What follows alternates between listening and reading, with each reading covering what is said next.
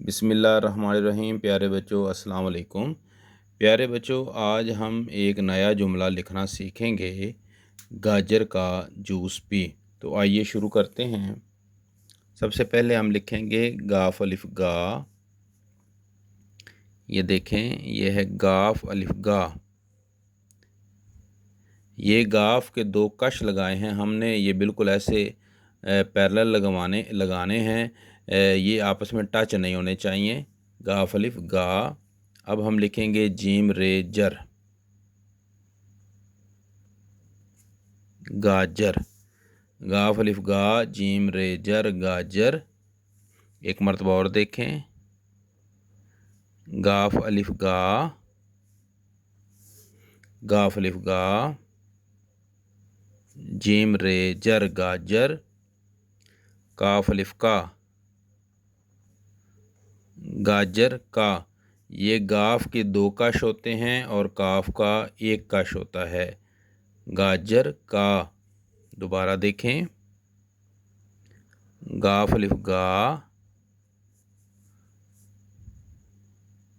جیم رے جر گاجر،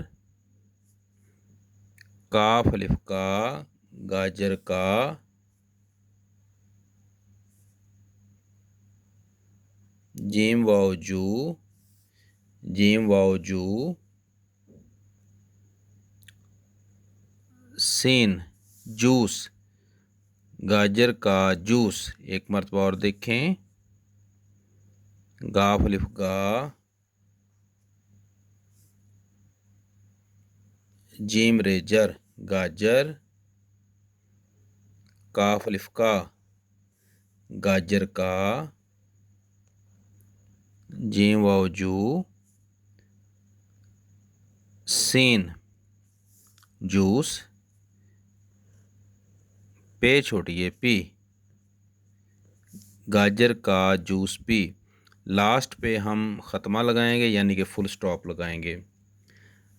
اب آپ کو ایک بڑی انٹرسٹنگ چیز بتاتا ہوں۔ مثال کے طور پر یہ لکھا ہوا ہے گاجر، تو اس کے جوڑ کیسے کرنے ہیں؟ تو ایک چیز کے جوڑ وہ تین انداز سے کر سکتے ہیں، جیسے گاف الف گا جیم رے جر گاجر، ایک تو یہ ہو گیا، اور دوسرا یہ ہے کہ گاف الف گا جیم کے اوپر زبر لگا لیں، گاف الف گا جیم زبر رے جر گاجر، ٹھیک ہے، یہ دوسرا طریقہ ہے۔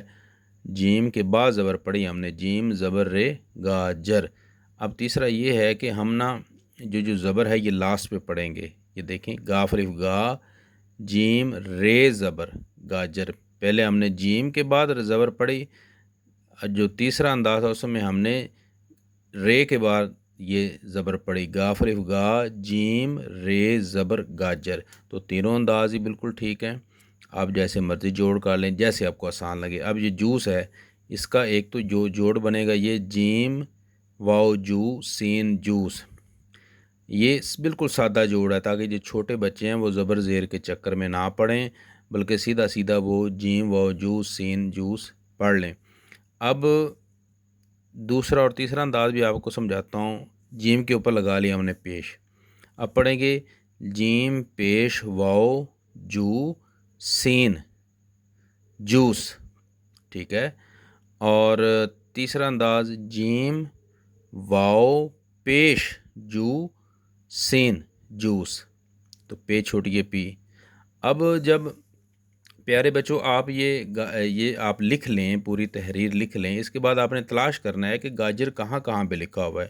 تو یہ دیکھیں، یہ گاجر لکھا ہوا ہے، یہ گاجر لکھا ہوا ہے، یہاں پہ گاجر لکھا ہوا ہے، یہاں پہ گاجر لکھا ہوا ہے، یعنی کہ 4 مرتبہ ہم نے گاجر لکھا ہوا ہے، یہ آپ نے تلاش کرنا ہے۔ اس کے بعد دیکھیں جوس کتنی مرتبہ لکھا ہے اور کہاں کہاں پہ لکھا ہوا ہے۔ یہ دیکھیں، یہ بھی جوس لکھا ہوا ہے، یہ بھی جوس لکھا ہوا ہے، تو 2 مرتبہ جوس لکھا ہوا ہے، اور کاف الف کا 3 مرتبہ لکھا ہوا ہے، اور جو پی ہے وہ 1 مرتبہ لکھا ہوا ہے، اور یہاں پہ ختمہ لگا ہوا ہے، یعنی کہ فل سٹاپ لگا ہوا ہے اردو کا۔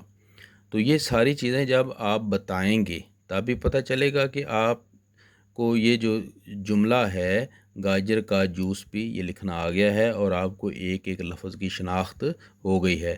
اب جو گاجر جہاں پہ لکھا ہوا ہے سبھی کے اوپر آپ زبر لگا لیں، تاکہ تحریر خوبصورت نظر آئے۔ ٹھیک ہے، اور یہاں پر بھی پیش لگا دیں۔